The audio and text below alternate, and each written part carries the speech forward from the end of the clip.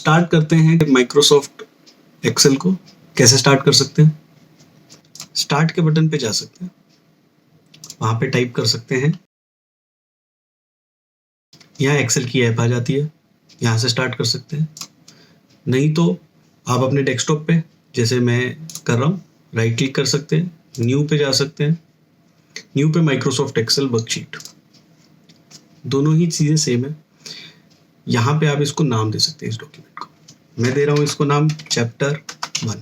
इसको एंटर किया और दोबारा एंटर करेंगे। अब शुरू हो गई हमारी एक्सेल की फर्स्ट इंटरफेस। सबसे ऊपर मेरे पास फाइल टूल बार है, ये लेफ्ट हैंड साइड से शुरू हो रही है, टॉप कॉर्नर से। उससे ऊपर सिर्फ एक छोटा सा रिबन होता है जिसमें है सेव का बटन,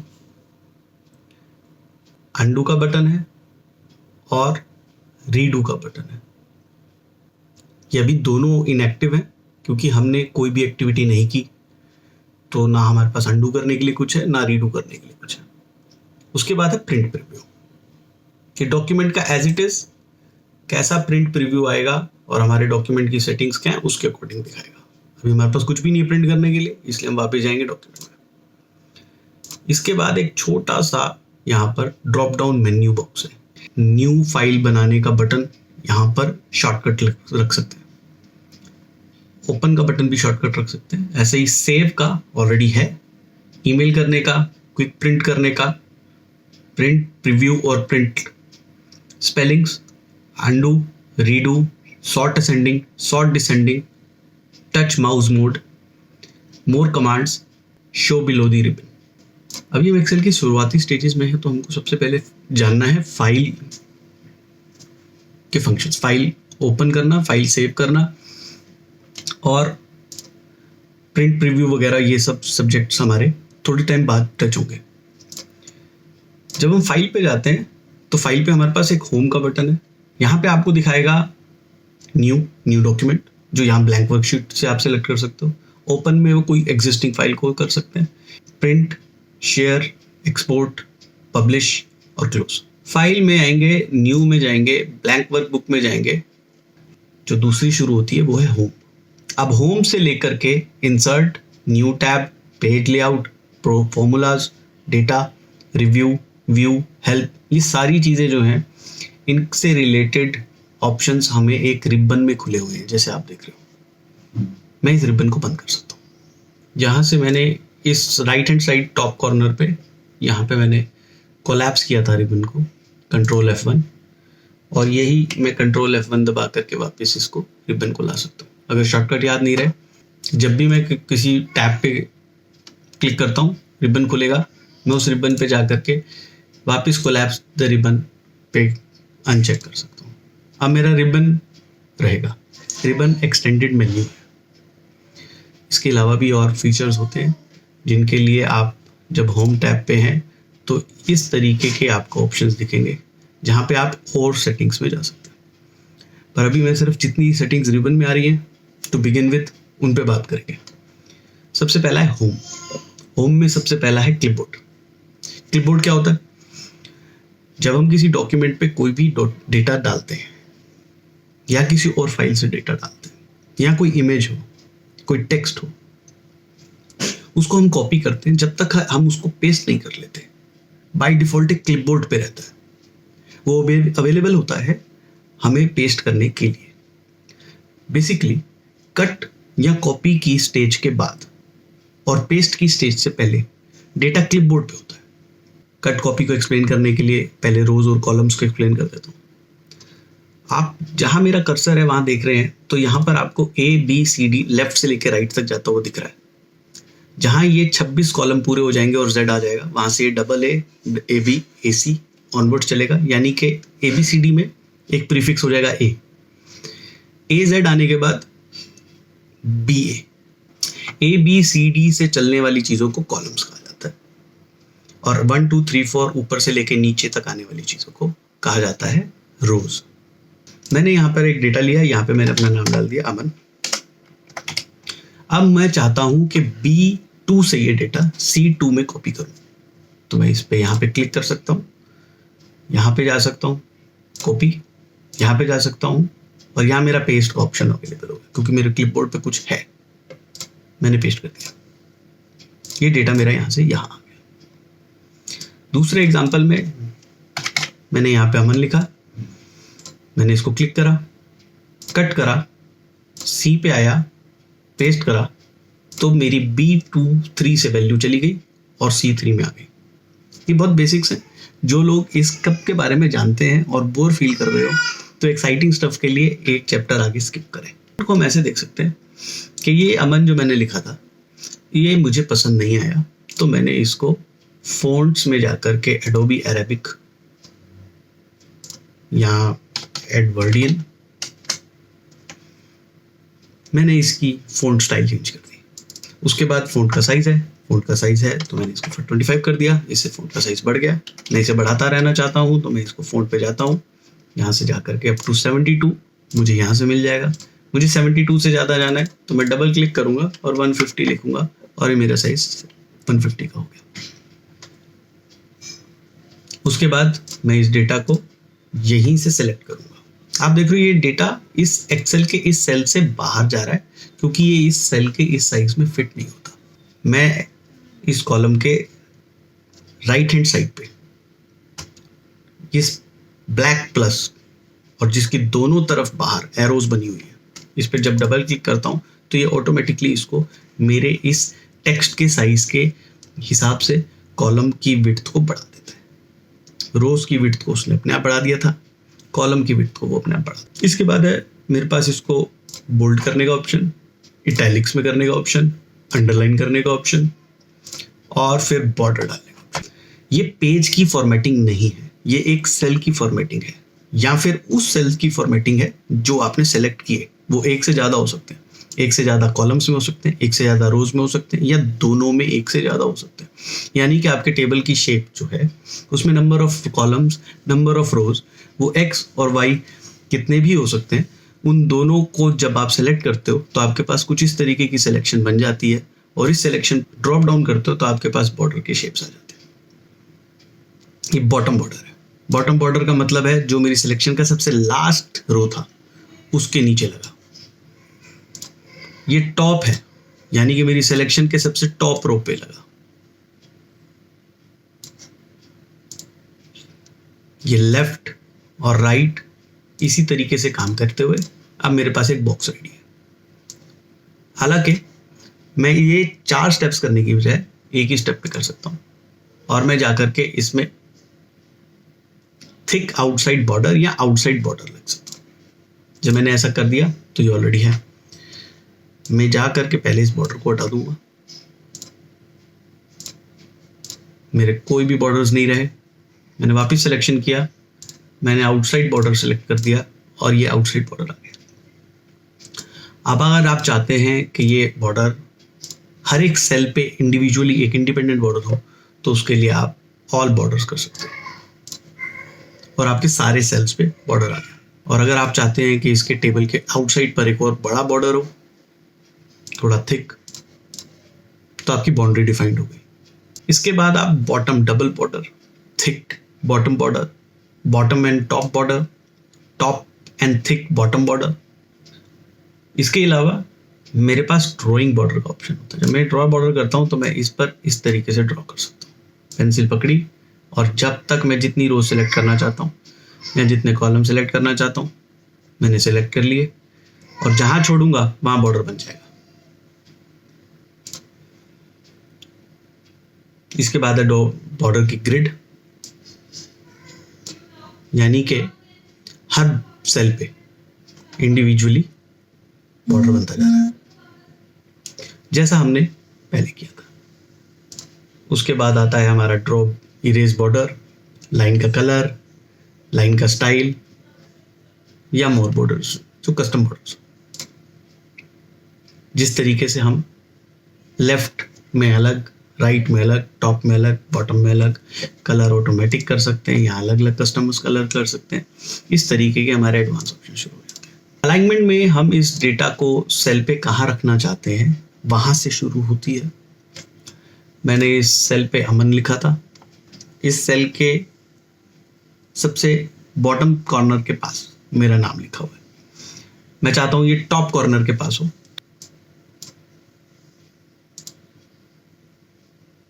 तो मेरे सेल में मैंने इसको टॉप अलाइन कर दिया। यहां से मैं इसे मिडल अलाइन कर सकता हूं, यहां से मैं इसे बॉटम अलाइन कर सकता हूं, यहां से मैं इसे लेफ्ट अलाइनमेंट कर सकता हूं, centre alignment, right alignment, indent decrease कर सकता हूं, यानी कि मेरा दोनों तरफ से कॉर्नर ज़्यादा है या कम है, उस दोनों को इंडेंट कहा जाता है। अगर मैं इसको सेल को चौड़ा करके दिखाऊंगा तो आपको समझ में आएगा कि इंक्रीज करने से, इंडेंट इंक्रीज करने से मेरा टेक्स्ट सेंटर की तरफ गया और बिल्कुल कॉर्नर तक नहीं गया। डिक्रीज करने से ये मेरा सेल के बॉर्डर के पास तक चला गया। इसके बाद है इसमें रैप। रैप का कैसे फायदा है, हमने एक इसको वापस एप्रोप्रिएट विड्थ पर ले आते हैं। यहाँ पे मैं टेक्स्ट करने लिखता हूँ, मैं इन सारी चीज़ों को वापस हटा भी देता हूँ। अब इस टेक्स्ट का क्या किया जा सकता है, इसको रैप किया जा सकता है। जब मैं रैप करूंगा तो इसने मेरे रो की विड्थ को अपने आप बढ़ा दिया और सारे टेक्स्ट को अंदर कॉम्पैक्ट कर दिया। अलाइनमेंट रही लेफ्ट। अगर आप नहीं समझ पा रहे हो तो इस सेल को देखिए, हिंदी के बाद उसने 1 से को यूज करने के लिए नीचे की लाइन ली, क्योंकि 1 से लेके बाकी सारे 1 कनेक्टेड है। अगर मैं इसमें पहले 1 के बाद एक स्पेस डाल दूंगा तो ये 1 ऊपर आ जाएगा, दूसरे 1 के बाद एक स्पेस डाल दूंगा तो ऊपर आता जा रहा है, क्योंकि वो एक बड़ा टेक्स्ट था, अब मैं उस बड़े टेक्स्ट को छोटा करता जा रहा हूँ और इसलिए नीचे से वो हमारी अलाइनमेंट लेफ्ट है। अगर मैं इसको सेंटर अलाइन करूंगा तो ये डेटा ऐसा दिखेगा, अगर मैं इसको राइट अलाइन करूंगा तो डेटा इस तरीके से दिखेगा, और बाकी सारे रूल्स इसमें भी अप्लाई होते हैं। इसके बाद हमारे पास है एक डायरेक्शनल डेटा सेटिंग, तो कई तरीके से लिख सकते हैं, AMAN, और मैं इसके बाद इसको करना चाहूँगा ऊपर से लेके नीचे आते हुए, तो मेरे पास एक ये है, और उसके बाद एक मेरे पास है कि मैं इसको खोल करके इस ऑप्शन को, जैसे मैंने पिछले में खोला था उस तरीके से मैं इसको पूरा कस्टमाइज कर सकता हूँ। तो यहाँ मेरे पास एंगल का रिस्ट्रेंट नहीं है, मैं इस एंगल को कई डिग्रीज तक घुमा सकता हूँ।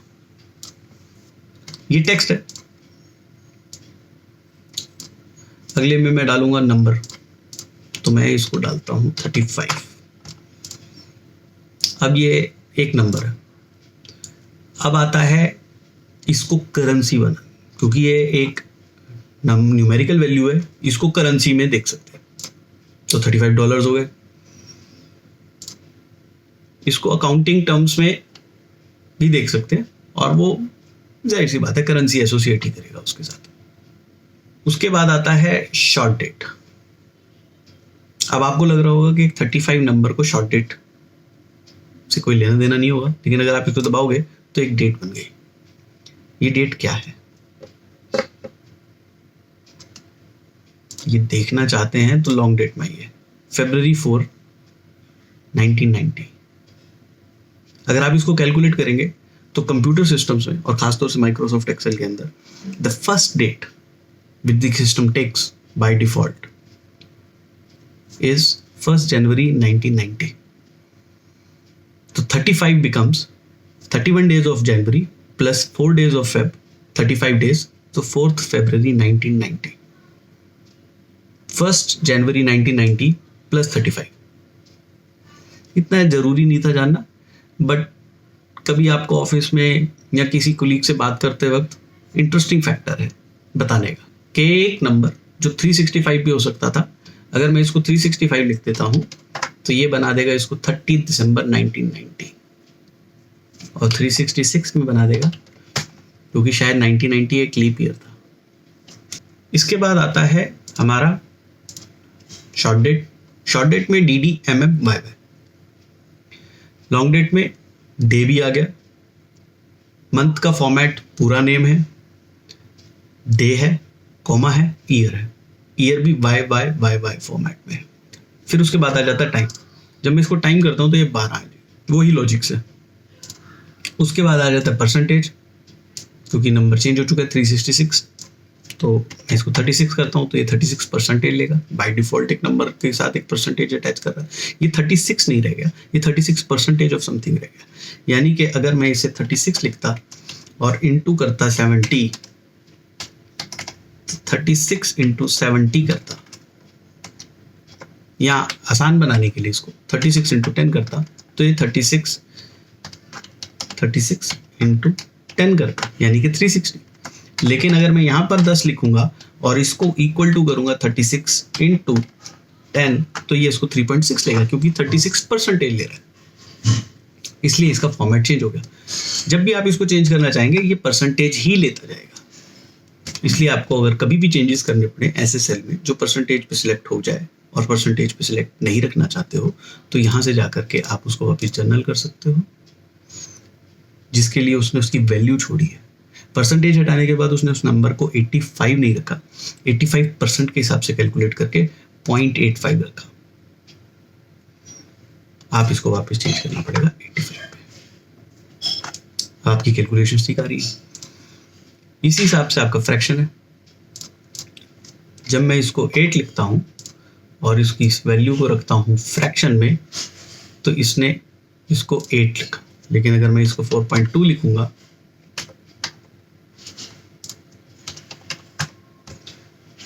तो वो इसको लिखेगा 4 1/5, और 4.5 को क्या लिखा जाएगा, 4 1/2।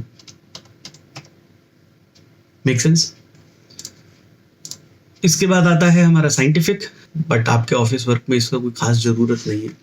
नंबर पे करने के बाद मैंने जब इसके अंदर डेसिमल वैल्यू बढ़ानी है तो ये ऐसे दिखाने लगेगा, और जब मैं इसको डेसिमल वैल्यू घटाना चाहता हूँ तो लास्ट में आके ये 5 बन जाएगा। जब 5 इंटू 10 45 क्यों दिख रहा है, इसी वजह से दिख रहा है क्योंकि हमने 4.5 की वैल्यू को लास्ट डेसिमल प्लेस तक देखने के लिए फैसला नहीं किया। कंडीशनल फॉर्मेटिंग है, यहाँ पर फॉर्मेट एज टेबल है, और स्टाइल ये यूज किया जा सकता है किसी सेल की फॉर्मेटिंग पे या किसी टेबल की फॉर्मेटिंग पे। टेबल क्या है, लेफ्ट से राइट और टॉप से बॉटम में हम डेटा स्टोर कर सकते हैं, यानी कि उनके इंडेक्स टॉप मोस्ट रो में या लेफ्ट मोस्ट कॉलम में स्टोर करके टेबल के अंदर डेटा डाल सकते हैं। कंडीशनल फॉर्मेटिंग क्या होती है, फॉर्मेट एज टेबल क्या होता है और स्टाइल्स क्या होता है, उसके लिए हमें एक रैंडम डेटा तैयार करना चाहिए। मैं रैंडम डेटा तैयार करता हूँ।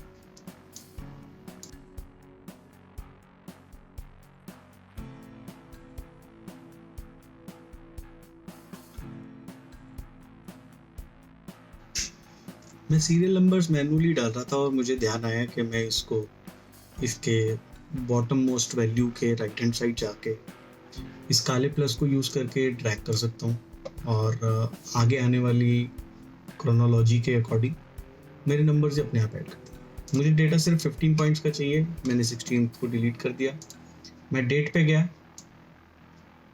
मैं डेट के लिए भी वही मोर और लेस कर सकता हूँ, लेकिन क्योंकि डेटा मुझे जून जुलाई का चाहिए तो मैं डेटा तैयार करता हूँ। मैं 6 जून 2020 का डेटा ले रहा हूँ, लेकिन अगर इसे ड्रैग करके नीचे ले जाऊँ तो मुझे फ्यूचर के डेटा में ले जाएगा। +1 date for every value, every cell, every row. अगर मुझे पीछे से शुरू करना है तो मुझे कोई पीछे की डेट लेनी है।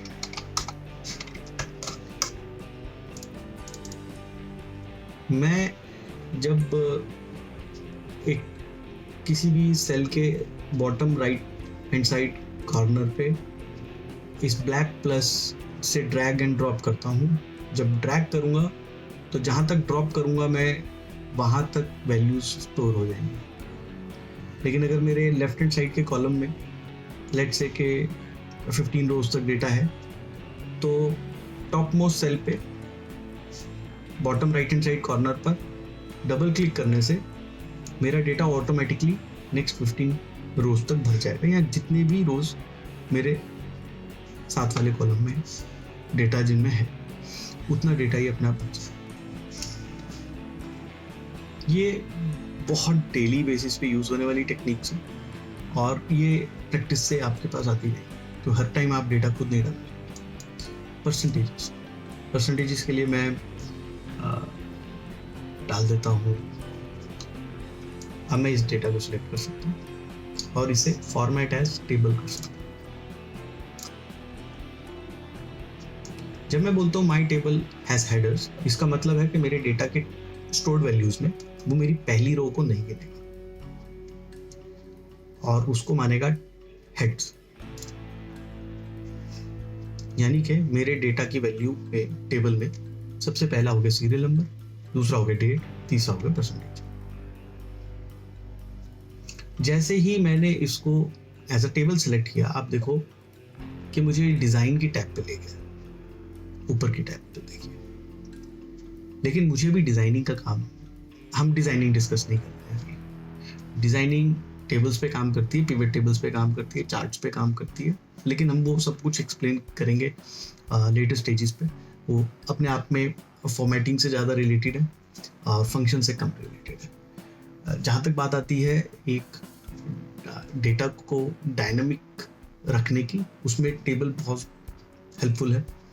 जब भी आप किसी टेबल से किसी चार्ट को लिंक करते हैं और उस टेबल में जब भी जाकर के कुछ चेंजेस करेंगे तो चार्ट ऑटोमेटिकली अपडेट हो जाता है। Tables are dynamic. जब तक आप इसे एक फॉर्मेट एज टेबल नहीं करोगे तब तक ये डायनामिक नहीं होंगे। आप वापिस सारी चीज़ों के फंक्शंस उसी तरीके से यूज कर सकते हो, लेकिन वो डायनामिक नहीं। डायनामिक का मतलब है जब रियल टाइम चेंज होगा तो रियल टाइम इफेक्ट होगा आगे। जो भी चीज़ पीछे से चेंज की जाएगी टेबल में, वो टेबल से हुई सारी चीज़ों लिंक में अपने आप रिफ्लेक्ट करेगी। अगर समझ में नहीं आई हो गया था तो एक छोटा सा इंट्रोडक्शन देता हूँ आगे क्या होने वाला। जब हम एक डेटा बनाते हैं एक्सेल के अंदर तो हम उससे रिपोर्ट जनरेट करना चाहते हैं, हम उससे एक सेंस जनरेट करना चाहते हैं, एनालिटिक्स में यूज करना चाहते हैं। एक्सेल बहुत सारे चार्ट्स, ग्राफ्स और बजट्स, कई तरीके की चीज़ों को ग्राफिकली एक्सप्लेन करने में बहुत हेल्पफुल टूल है। ऐसे में जो उसका डेटा है वो डायनामिकली स्टोर्ड होना चाहिए, क्योंकि डेली एक्टिविटीज होती है बिजनेस की, और बिजनेस का डेटा जब भी आप उसके अंदर डालें तो आप दोबारा से पूरा चार्ट्स बनाना नहीं चाहते, सारी रिपोर्ट्स दोबारा से बनाना नहीं चाहते। तो आप अपनी रिपोर्ट्स को टेम्पलेटाइज करते हैं। वो क्या होता है हम डिस्कस करेंगे। हम सारे चार्ट्स को टेम्पलेटाइज करेंगे और ये डेली बेसिस की रिपोर्टिंग में यूज होने लग जाते हैं। जब हम अपने चार्ट्स को टेबल के साथ एसोसिएट करते हैं तो हम चाहेंगे हमारे टेबल अपडेट्स होने के बाद हमारे चार्ट्स, हमारे ग्राफ्स और कुछ हद तक हमारे videos. Yes, Excel is capable of producing videos.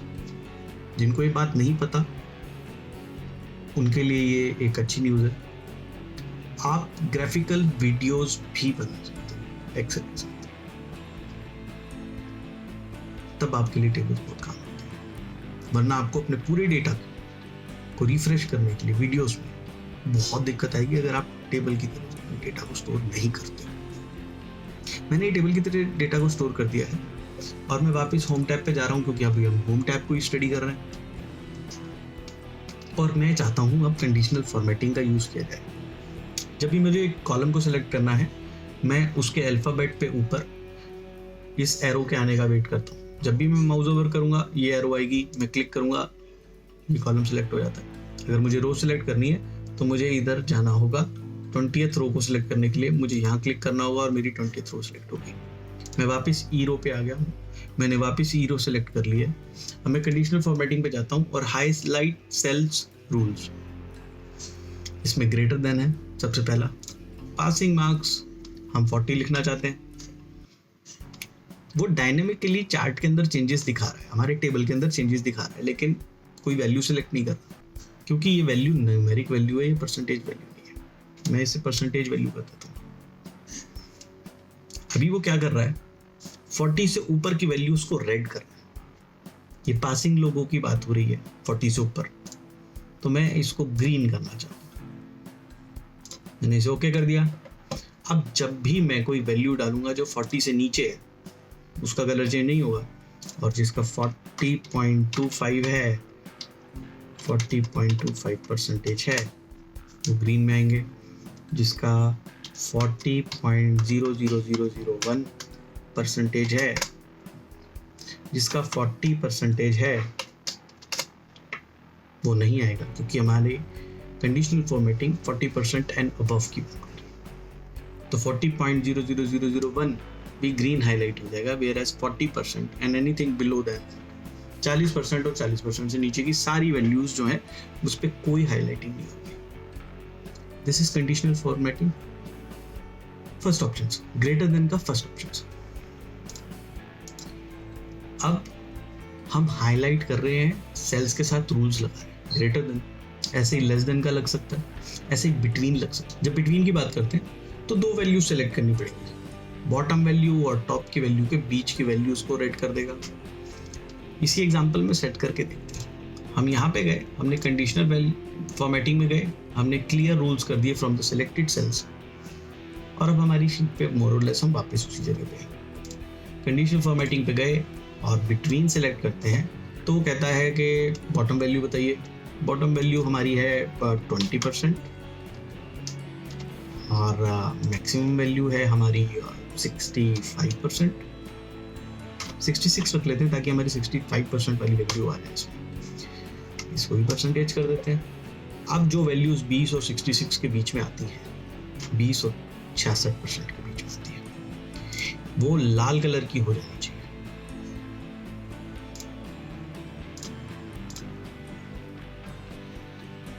काम कर रहा है। 75 और 80 हमारी रेंज के बाहर है, ऊपर 19 हमारी रेंज के नीचे है, इसलिए वो सिलेक्ट नहीं हुई, बाकी की बाकी रेड हो गई। मैं इसको फिर से रिमूव करूंगा और अगले एग्जांपल की तरफ जाते हैं। इक्वल्स, एक ही तरीके के लोगों की बात हो रही है, एक ही तरीके की परसेंटेज ढूंढने की बात हो रही है। इसमें डालते हैं 25%, सबसे ज्यादा बड़ा रिजल्ट हमारा वही आएगा, लाइट रेड सेल का कलर और डार्क लाइट फॉन्ट का कलर। ये फॉर्मेटिंग हमने सेलेक्ट की थी, वो यहाँ पे दिखने वाली है।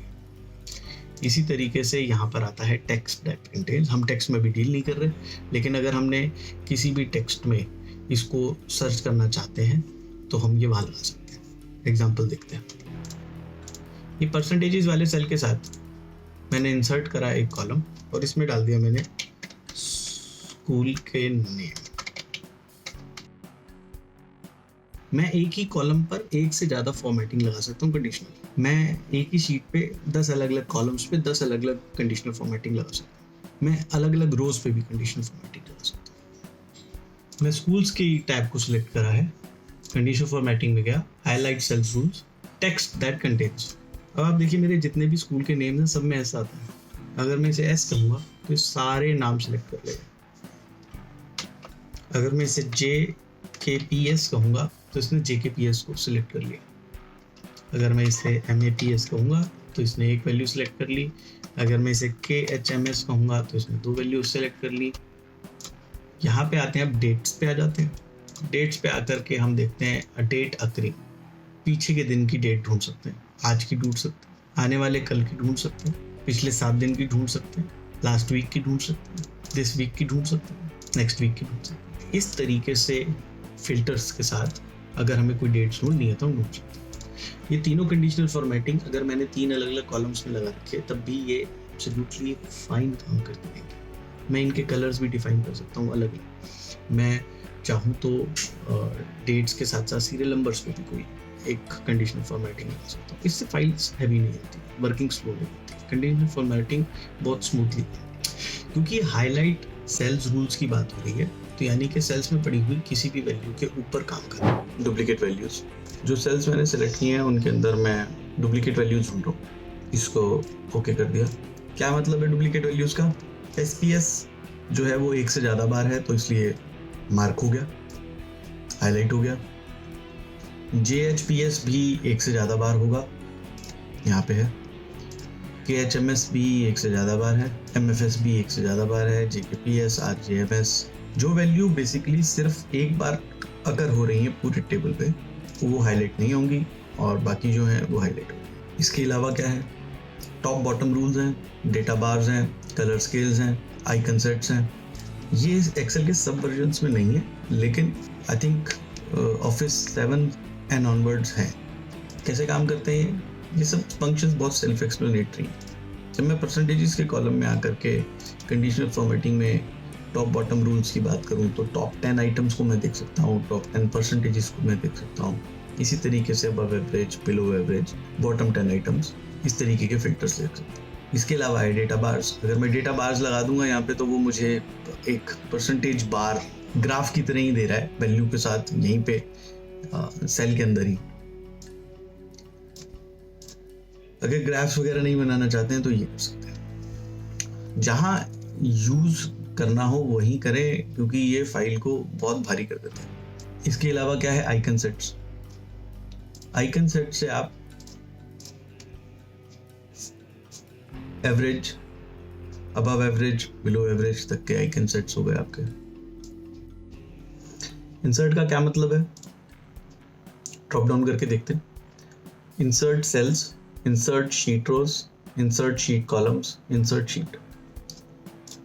हमने एक टेबल बनाया था यहाँ पे जिस पर हम काम कर रहे हैं, और हमें लगता है कि 10 से ऊपर या 10 सीरियल नंबर 10 से ऊपर हमें एक और रो होनी चाहिए। क्या कर सकते हैं, इंसर्ट में जाके इंसर्ट शीट रोज, और एक पूरी रो यहाँ पे नहीं ऐड होगी। अगर कॉलम की बात करेंगे, हम F कॉलम को सिलेक्ट कर सकते हैं।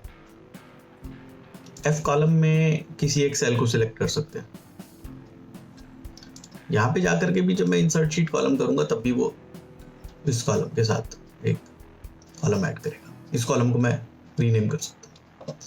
रो में जो मैंने एग्जांपल दिखाया था उसमें मैंने पूरी रो सिलेक्ट की थी, लेकिन अगर मैं सिर्फ एक सेल पे भी क्लिक करता हूं, जैसे 11 के ऊपर मैं एक इंसर्ट करना चाहता हूं, तो इंसर्ट शीट रोज, और वो उसको करेगा। समझने के लिए मैंने सिलेक्शन को पूरा किया। आप एक रो के, आप सेल को क्लिक करके अगर रो पे इंसर्ट करते हैं तो उसके ऊपर एक रो बन जाएगी। जैसे रोज ऐड की हैं वैसे कॉलम्स ऐड किए हैं। इंसर्ट टेबल रोज अबव, ये ऑप्शन जब मैं टेबल पे सिलेक्टेड हूं, किसी भी रो या कॉलम जो टेबल के अंदर है, तभी ये ऑप्शन अवेलेबल है, अदरवाइज ये ऑप्शन अवेलेबल नहीं। इसका सिर्फ टेबल से लेना देना है। मैंने इस एग्जांपल में को शो करने के लिए यहाँ पे इस रो में, रो नंबर 4 में जे कॉलम में अमन लिखा है, और मैं इस टेबल पे जाके वापस इंसर्ट टेबल रोज अबव कर रहा हूँ। अब देखिए इसने पूरे टेबल के डेटा को एक लाइन नीचे ले गया, एक रो नीचे ले गया, लेकिन इसने अमन वाली रो को नहीं चेंज किया। इसने एक रो डाली है लेकिन सिर्फ टेबल, इसने बाकी वर्कशीट को असर नहीं किया। अब यहाँ पे मेरा टेबल पे एक टेबल के अंदर डेटा स्टोर्ड है, और मैं इसको डबल क्लिक करूँगा, ड्रैग एंड ड्रॉप कहते हैं इसको हम, और मैं इसको जब डबल क्लिक करता हूँ तो उसने जितना मेरे टेबल के अंदर रोज थी वहाँ तक ला करके उसने सीरियल नंबर को बढ़ा दिया। इसके आगे उसने बढ़ाने की जरूरत नहीं समझी, क्योंकि ये टेबल सिर्फ 18 रोज का ही है। जब मैं इसको डबल क्लिक करूंगा तो उससे उसी तरीके से डेट, क्योंकि सिर्फ एक बार में एक ही डेट जंप कर रही है हर सीरियल नंबर पे, तो उसने अंडरस्टैंड कर सकता है इस चीज़ को माइक्रोसॉफ्ट एक्सेल, और उसने इसको 11 जून पर ला कर छोड़ दिया। स्कूल के नेम पे हाउएवर अगर मैं इस तरीके से डबल क्लिक करूंगा तो जो मेरा जिस वैल्यू पर मैं हूं उसी को खींच देगा, और जिस परसेंटेज से अगर मैं डबल क्लिक करूंगा तो ये उसी परसेंटेज को खींच देगा, क्योंकि हमारी परसेंटेजेस एक दूसरे के साथ फॉर्मुलेशन में लिंक नहीं है जो ऊपर से नीचे तक आ रही हो, जिसकी वजह से कुछ चेंजेस वो एंटिसिपेट कर पाए, तो 19 को ही आगे बढ़ा रहा है। लेकिन अब मैं अगर यहाँ पर आने के बाद 19 डालता हूँ तो टेबल के अंदर रो अपने आप ऐड हो गई, यानी कि टेबल जो है वो जानता है कि सीरियल नंबर को कनेक्ट करते हुए या किसी और वैल्यू को कनेक्ट करते हुए, अगर मैं 19 यहाँ नहीं भी डालता हूँ और मैं यहाँ पर कुछ और भी नहीं करता हूँ, यहाँ पे आने के बाद अगर मैं 12 जून डाल देता हूँ या मैं कोई और डेट वैल्यू भी डाल देता हूँ, 10 जून भी डाल दूंगा तो भी कोई फर्क नहीं पड़ेगा। मैं इसको पूरा डिलीट करने के बाद दोबारा से दिखाता हूँ। मैं इसमें कोई भी डेट डाल सकता हूँ, वो शायद इस साल की भी नहीं हो।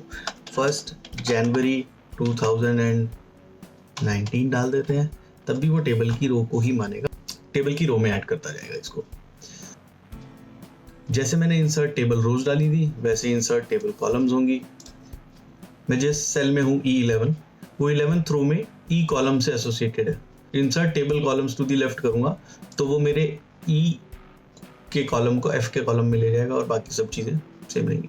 एक सजेशन मेरा ये रहेगा कि जब आप किसी भी ट्रेनर को किसी भी मीडियम से सुन रहे हो या देख रहे हो, तो जो वो बता रहे हैं वो आप अपनी मशीन पे करने की कोशिश करिए साइमल्टेनियसली, और जो एक्सरसाइजेस दे रहे हैं वो एक्सरसाइजेस करिए, क्योंकि आप थ्योरी में याद रख सकते हैं लेकिन जब आपको वो ऑप्शन यूज़ करने की ज़रूरत पड़ती है तो आप उसको भूलने के चांसेस ज़्यादा हैं।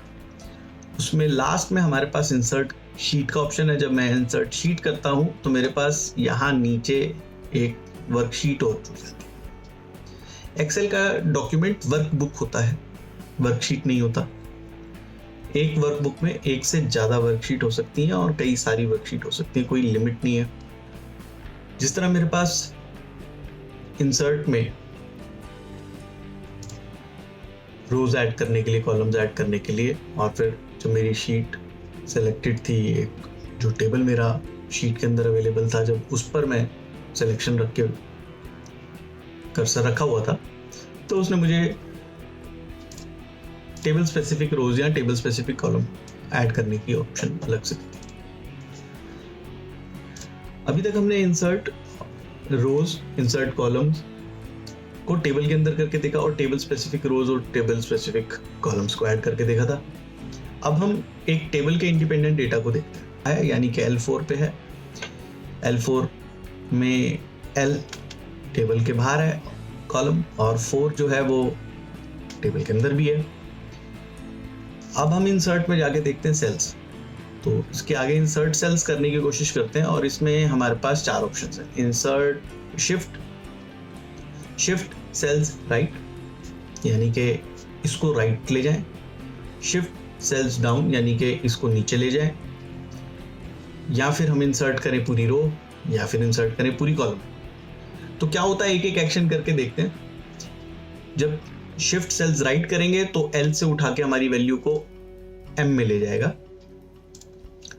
जब वापस इसमें आएंगे और दोबारा से शिफ्ट सेल्स डाउन करेंगे तो M4 की जगह उठा के M5 में डेटा ले गया, क्योंकि अभी इस बार L पे नहीं था डेटा, M पे था।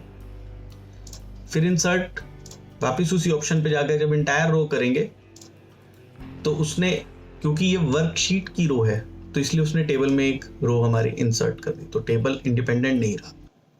मैं टेबल पे जब काम कर रहा था तो मेरे पास टेबल में स्पेसिफिकली एक रो इंसर्ट करने का ऑप्शन था जो वर्कशीट पर नहीं जा रहा था, लेकिन क्योंकि यहाँ पर वो टेबल रो नंबर 4 पे पहले था डेटा और रो नंबर 5 पे भी है, तो रो नंबर 5 के डेटा पे काम किया जिस एक्शन ने, उस रो नंबर 5 के ऊपर उसने एक रो इंसर्ट कर दी।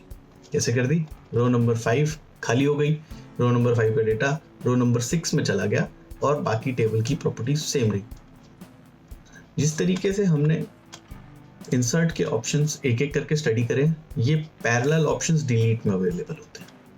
डेफिनेशन सेम है, वहाँ डेटा इंसर्ट हुआ था, यहाँ डेटा डिलीट होगा, बस वहाँ ऐड हुआ था, यहाँ डिलीट होगा।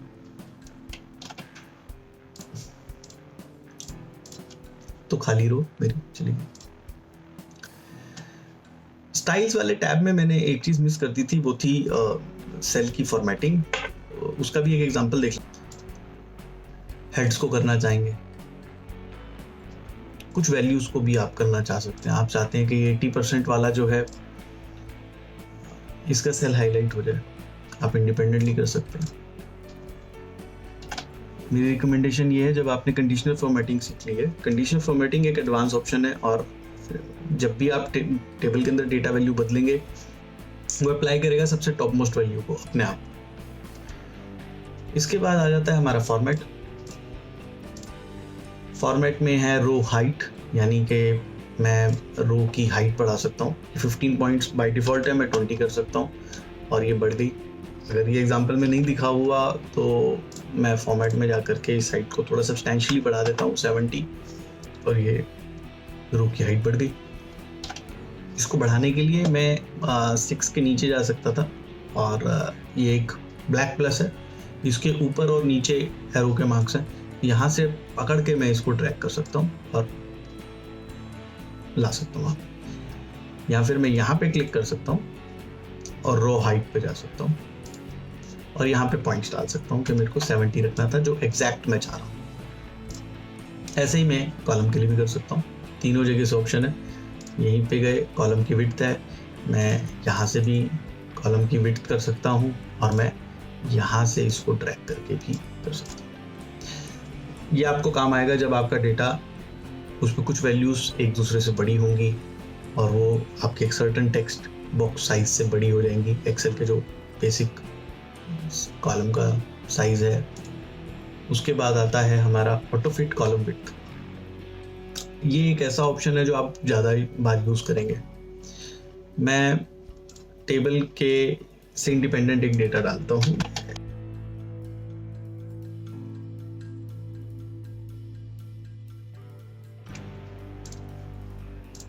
ये आने के बाद आप देख रहे हैं एन का कॉलम यहाँ खत्म हो जाता है और ओ का कॉलम यहाँ से शुरू हो जाता है। अगर मैं यहाँ पे लिखता हूँ इक्वल टू,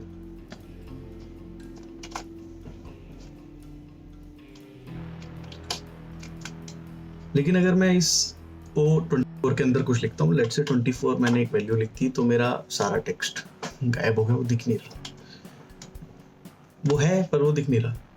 अगर मुझे ऐसे में इसकी वैल्यू देखनी है तो यहाँ फॉर्मूला बार है। इस फॉर्मूला बार में सेल की वैल्यू रहती है और सेल की वैल्यू उसने दिखा दी कि ये इतना बड़ा एक टेक्स्ट लिखा हुआ है, लेकिन वो पूरा टेक्स्ट दिखने का नहीं। क्या कर सकता हूँ, मैं इस कॉलम की विड्थ को एप्रोप्रिएट कर सकता हूँ, लेकिन मुझे नहीं पता वो कितनी होगी, कितने पॉइंट्स होने चाहिए। यहाँ मैं इसको बड़ा कर जा रहा हूँ, तो मेरे पास एक ये इजी मेथड है। मैं फॉर्मेट में जा सकता हूँ और auto fit column width, self explanatory बात है।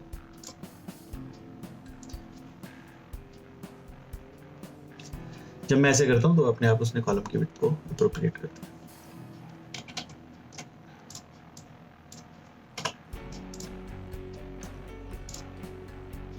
ऐसे ही रीनेम शीट है, शीट नीचे लिखी हुई है, वहां मैं रीनेम शीट कर सकता हूँ। मैं वहां से भी जा सकता हूँ, मैं यहाँ से भी जा सकता हूँ। यहाँ से डबल क्लिक करके मैं शीट लिख सकता हूँ। मैं लिख भी देता हूँ एक बार। हाइड एंड अनहाइड है, इसमें मैं कुछ रोज और कुछ कॉलम्स का डेटा रख सकता हूँ जो मैं एक्टिव वर्कशीट में देखता नहीं हूँ या नहीं देखना चाहता, और उसमें कुछ रेफरेंस की कुछ चीज़ों को मैं रख सकता हूँ। उसके मैं मूव कर सकता हूँ, कॉपी कर सकता हूँ शीट को, टैब का कलर बना सकता हूँ। अगर मैंने इस टैब का कलर ऑरेंज कलर का दे दिया तो मुझे ये याद रखने में आसानी होगी कि ऑरेंज कलर की वर्कशीट यहाँ पे कैसे दिखती है और उसका कोई एक खास पर्पज है। लॉक सेल है, इसके बारे में बाद में बात करेंगे क्योंकि एडवांस फंक्शन है। और फॉर्मेट सेल्स हैं। फॉर्मेट सेल्स क्या होते हैं, आप जो इस पूरी जगह की फॉर्मेटिंग है उसको एक इस डायलॉग बॉक्स से एक्सेस कर सकते हो। फिर से देखना चाहिए कहाँ से आया था, फॉर्मेट में जा सकते हैं, फॉर्मेट सेल्स है, यहाँ पे जाके नंबर की तरह, यानी कि ये वाला फॉर्मेटिंग जगह जहाँ पे हमने नंबर की जगह जर्नल की जगह सारी चीज़ डाली थी, वही ऑप्शंस यहाँ है। अलाइनमेंट में जाएंगे तो ये सारे तकरीबन ऑप्शंस यहाँ पर हैं। यहाँ पे ये वो एडवांस शीट की विंडो है जो हमने ये वाले पॉइंटर से खोली थी। फॉन्ट में जाएंगे तो फॉन्ट के बेसिक फंक्शंस यहाँ हैं और बाकी के फंक्शंस इस वाली एरो से आए थे। बेसिकली आपके पास एक एक्सेस एरिया और बन गया। इसके अलावा क्या कर सकते हैं, इसके अलावा करने के लिए हम एडिटिंग के हमारे पास एक टूल बार है। तो क्या करते हैं, ये होम के अंदर एडिटिंग, हमें कॉलम इंसर्ट करके रखते हैं, लेकिन इसके अंदर हम वैल्यू डाल के रखेंगे। लेकिन इस बार हम परसेंटेजेस नहीं डालेंगे क्योंकि हमको समेशन के ऑप्शंस पे काम करना है। तो हम एक रैंडम डेटा तैयार कर लेते हैं। अब इस डेटा पे काम करते हैं। ऑटो सम, मैंने इस कॉलम के सारे न्यूमेरिक वैल्यू आने वाली जगहों को सिलेक्ट कर लिया है और ऑटो सम दबाया तो जो भी नीचे बॉटम मोस्ट रो थी उसमें इनका समेशन आ गया। इररिलेवेंट है, बट समटाइम्स एक्सेल पे आप जब काम कर रहे होगे तो आपको लगेगा कि एक्सेल ने गलती करी, लेकिन एक्सेल गलती नहीं करता है। एक्सेल बहुत रोबस्ट प्रोग्राम है और मेरा खुद का अपना पर्सनल एक्सपीरियंस है कि शायद एक दो बार एक्सेल की गलती रही जहाँ पे एक्सेल प्रोसेस नहीं कर पाया डेटा को, क्योंकि मेरी शीट्स बहुत वास्ट थी और मुझे बिट्स एंड पीसीस में काम करना पड़ा, तब मैंने सीखा कि टेबल्स कितने यूज़फुल हैं और मैंने टेबल्स में डेटा स्टोर करना शुरू करा। उससे मेरा फाइल का कैशे कम हुआ। एक्सेल बहुत कम गलतियां करता है और हम बहुत ज़्यादा गलतियां करते हैं। इस ट्यूटोरियल को बनाने वक्त भी, क्योंकि मेरा फोकस वीडियो बनाने पर भी है, बात करने पर भी है और एक्सेल यूज़ करने पर भी है, तो मैं भी कई डिटेल्स को मिस कर रहा हूँ। बट क्योंकि मेरे को अपने एक्सपीरियंस से ये पता है कि मैंने किस तरह की गलती कर दी होगी, इसलिए मैं उससे रिकवर कर पा रहा हूँ। डिपेंडिंग अपॉन आप कितना टाइम इस सॉफ्टवेयर पे इस्तेमाल करोगे, and that goes for every other software. इस सब सॉफ्टवेयर पे एप्लीकेबल है कि आपको कितना टाइम आप किस सॉफ्टवेयर पे यूज़ करते हो और उससे कितनी यूटिलिटी आप निकाल सकते हो, ये उस बात पे डिपेंड करता है। तो फिल पे बात करते हैं। मैंने यहाँ पे लिखा है 1 2 और मैं इस सेल्स को सिलेक्ट कर रहा हूँ और फिल करके मैं करता हूँ डाउन, तो उसने 1 सिलेक्ट कर दिया। क्यों? क्योंकि वो ऊपर वाली वैल्यू को ले रहा है। अगर मैं इसको ऐसे करता हूँ तो उसके लिए लोएस्ट रेंज नीचे वाली थी, 1 के नीचे जो 2 में सेल था उसने उसको ऑटो फिल करने की कोशिश की। बेसिकली ये काम जो प्लस हमारा ब्लैक प्लस करता है, इस ब्लैक प्लस को कहा जाता है ड्रैग एंड ड्रॉप। ऑप्शन में आप एडवांस में जाएंगे, एडवांस में आपके पास enable fill handle and cell drag and drop option,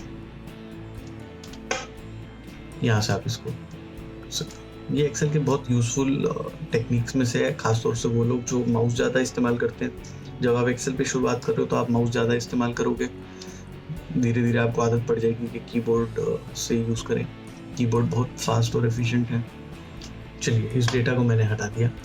जिस तरह से फिल है उस तरीके से क्लियर यूज़ हो सकता है। क्लियर नहीं भी हो तो आप डिलीट का बटन दबा सकते हैं। लेकिन क्लियर क्या क्या कर सकता है?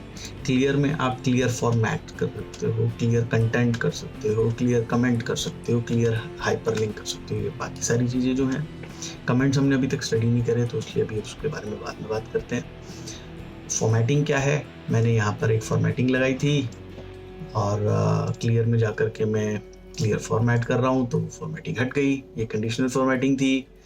अभी मैं यहाँ पर जाकर के इस सेल पे ये वाली फॉर्मेटिंग लगाता हूँ। यहाँ पे जाकर के मैं क्लियर करके इसको फॉर्मेट को हटाने की कोशिश करता हूँ तो उसने मेरा नंबर का फॉर्मेट भी हटा दिया और उस सेल का जो फॉर्मेटिंग मैंने लगाई थी वो भी हटा दी। तो फॉर्मेटिंग में क्या क्या आ जाता है?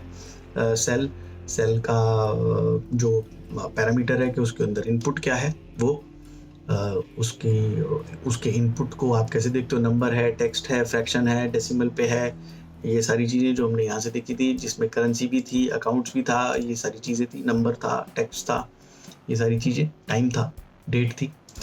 और इसके अलावा वापस मुझे परसेंटेज का साइन लगाना पड़ेगा इसमें, और वापस मुझे इसमें 2 डेसिमल प्लेसेस दिखानी पड़ेंगी ताकि ये चल पड़े। और इसके अलावा मैंने एक फॉर्मेट लगाया था इस तरीके का, जो मैंने लगाने के बाद जब क्लियर किया तो क्लियर फॉर्मेट हो गया और मेरा नंबर का वैल्यू चेंज हो गया। इसको कैसे ठीक कर सकते हैं? यहाँ से क्लिक करके अगर मैं डबल क्लिक करूँगा तो सारी वैल्यूज नीचे की उसने 25 कर दी। यहाँ से वैल्यू भी कॉपी होती है और फॉर्मेटिंग भी, इसलिए मैं ये नहीं करूँगा। इसलिए मेरे को यहाँ से जाना पड़ेगा, वापस परसेंटेज का साइन दबाना पड़ेगा, यहाँ से डेसिमल की प्लेसेस मुझे 2 बार बढ़ानी पड़ेगी। अब मेरे टेबल के सारे कंटेंट एक जैसे दिख रहे हैं। इसके बाद आता है फिल्टर। अब क्योंकि मैं टेबल में हूँ तो टेबल में बाय डिफॉल्ट सॉर्ट और फिल्टर का ऑप्शन होता है, लेकिन अगर मैं टेबल में नहीं हूँ, यानी कि ये जो चीज़ है, ये जो डेटा है, इसको मैंने कॉपी किया और यहाँ पर आने के बाद मैंने इसे पेस्ट एज वैल्यूज कर दिया। इस टेबल के डेटा को मैंने, जो हमने सीखा था, हाइड कर दिया। डेटा है वो टेबल के फॉर्मेट में है और हाइड। अब यहाँ पे आने के बाद मुझे वापस, क्योंकि मैंने वैल्यूज क्रिएट कर दी थी इसकी, तो मुझे वापस से इसको परसेंटेज करना पड़ेगा और बाकी सारा डेटा मेरा जो है उसकी मैं विड्थ को बराबर कर लेता हूँ। मैंने सारे डेटा को सिलेक्ट कर लिया और मैंने विड्थ को बराबर कर दिया है। अब मेरा जो ये डेटा है, इसमें मेरी डेट खराब हो गई तो मैं यहाँ जाऊँगा और अपनी डेट को एक लॉन्ग डेट दे देता हूँ। अब मैं अपनी लॉन्ग डेट को इतना लॉन्ग नहीं रखना चाहता, तो क्या कर सकता हूँ? क्या D D M M M Y Y, D D M M M Y Y Y Y, इस तरीके के फॉर्मेट्स होते हैं। डी डी जहां भी आएगा शब्द वो डेट है, जहाँ पे एम एम एम आएगा वो मंथ का 3 का फॉर्मेट है, यानी कि J N Jan, F E B Feb, M A R March, और ईयर वाई वाई रहेगा तो 2020 ईयर को लिखेंगे 20, और वाई वाई वाई वाई रहेगा तो 2020। जैसे मैंने पहले भी कहा कि ये बिल्कुल बेसिक पैरामीटर्स को कवर करते हुए एक्सेल के साथ फेमिलियराइजेशन बैठाने के बुनियाद से शुरू हो रहा है, इसलिए जिन लोगों को थोड़ा बहुत एक्सेल का यूज़ आता है उनके लिए आगे के चैप्टर्स ज़्यादा रेलेवेंट हैं, और वो सारी डिटेल कैप्शंस में मैं दूंगा।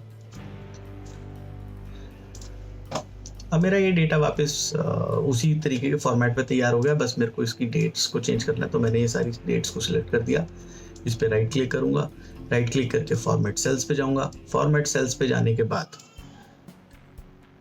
मैंने नंबर पे जा रहा हूँ, नंबर पे जाने के बाद मैं डेट पे हूँ, डेट पे मैं अपने मतलब का फॉर्मेट देखता हूँ, और ये 14 मार्च 12।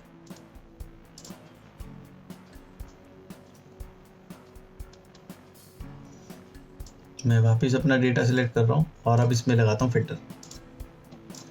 फिल्टर बोल सकते हैं, वैसे सॉर्टिंग उसका अप्रोप्रिएट नेम है फंक्शन का, और वो उसको हेल्प करता है किसी ऑर्डर में सॉर्ट करने के लिए। तो यानी कि परसेंटेज को कैसे कर सकता है वो, तो परसेंटेज स्मॉलेस्ट टू लार्जेस्ट। अब मेरा डेटा स्मॉलेस्ट टू लार्जेस्ट में आ गया, लेकिन मेरे को तो स्कूल के अल्फ़ाबेटिकल ऑर्डर में चाहिए था, तो मैंने स्कूल A to Z कर दिया, और मेरा GHPS पहले आना चाहिए था और SPS सबसे लास्ट में आना चाहिए था। और जिस स्कूल का नाम नहीं है वो डेटा सबसे लास्ट में आया, क्योंकि उसे नहीं पता उसके बारे में, तो मैं इस रो को डिलीट कर रहा हूँ, कॉम्प्लिकेट नहीं करना चाहता इस डेटा को। अब अगर डेट से देखें कि कब डेटा किस स्कूल का कब आया, तो ओल्डेस्ट टू न्यूएस्ट कर सकते हैं, न्यूएस्ट टू ओल्डेस्ट कर सकते हैं। अगर हम सिर्फ मई में जिनका डेटा आया वो देखना चाहें तो हम यहाँ से फिल्टर में आ सकते हैं, और यहाँ से जून को डीसिलेक्ट कर सकते हैं, ओके कर सकते हैं, और हमारा डेटा वैसे आ गया। ये सब फंक्शंस टेबल में भी होते, लेकिन तब हमें को सॉर्टिंग अलग से लगानी नहीं पड़ती, टेबल के अंदर ही ऑलरेडी होती है। मैं यहाँ से जाऊँगा और इस सारी फिल्टर्स को मैंने हटा दिया। ये बेसिकली ये फिल्टर्स थे। यहाँ से जाने के बाद ये जो चीज़ें हैं जिनमें मैं जब अनचेक करूँगा कोई भी चीज़ को, तो ये फिल्ट्रेशन है, और फंक्शन सॉर्ट है। सॉर्टिंग यानी कि हम किसी चीज़ को किस पैमाने पर लगा रहे हैं, और फिल्टर का मतलब है हम किसी तरीके की वैल्यू को देख रहे हैं। तो ये फिल्ट्रेशन नहीं है, सॉर्टिंग है। मैं वापस से जाकर के डबल क्लिक करता हूँ उन सेल्स पे जो मैंने छुपाए थे, तो 1 आ गया। 2 बार करूँगा 2 आ जाएंगे, 3 बार करूँगा 3 आ जाएंगे, 4-5 बार करने के बाद वो सारा टेबल मेरा बाहर आ गया। अब मैं यहाँ से इस एग्जाम्पल को हटा रहा हूँ और यहाँ से दिखा रहा हूँ आपको कि सीरियल नंबर में ये सारे ऑप्शंस हैं, डेट में ये सारे ऑप्शंस हैं। ईयर 2020 को जब मैं एक्सपैंड करूँगा और जून को हटा दूंगा तो मेरे पास सिमिलर रिजल्ट्स वही वाले आने लग गए। लेकिन क्योंकि मैंने ये रो नहीं हटाई थी टेबल से, तो ये टेबल पे अभी भी दिख रही है, ये मैंने हटा दी। सिमिलर रिजल्ट्स आने लग गए। स्कूल के नाम मैं A to Z कर सकता हूँ, Z to A कर सकता हूँ, टोटल मार्क्स पे इनको फिल्टर कर सकता हूँ, छोटे से ज़्यादा, ज़्यादा से बड़े, परसेंटेजेस पे कर सकता हूँ, छोटे से बड़े, बड़े से ज़्यादा। इसके बाद आता है फाइंड एंड सिलेक्ट। अगर आप बहुत बड़ा टेबल यूज़ करते हैं और बहुत सारे मैट्रिक्स यूज़ करते हैं तो फाइंड और सेलेक्ट बहुत काम आएगा आपके। मेरे इस डेटा में मेरे पास फिल्टर्स हटा रहा हूँ और कंट्रोल F करता हूँ, SPS ढूंढता हूँ, तो SPS उसने ढूंढ लिया। अगर मैं एक और बार इसको एंटर मारूंगा तो वो अगला जो टेबल में अगली जो वैल्यू आ रही है SPS ऐसे ढूंढता रहेगा, और वो दोबारा से इस फंक्शन को क्रिएट करते हुए उस साइकिल में ढूंढता रहेगा जितनी बार भी SPS की वैल्यू आ रही है। लेकिन अगर MAPS है तो MAPS वैल्यू एक ही है, तो जब मैं क्लिक करूंगा तो वो एक ही बार रहेगा, एक ही बार ढूंढ सकता है। इसके बाद इसमें एक रिप्लेस का ऑप्शन है। मैं MAPS मान लीजिए, मैं SPS का एग्जांपल लेता हूँ। मैंने SPS का एग्जांपल लिया, मैं SPS ढूंढ रहा हूँ और मेरे को सारी वैल्यू पता लगी। अब मैं चाहता हूँ कि SPS जो थी वो एक्चुअली SAPS थी और मैंने उसको SPS लिख दिया गलती से।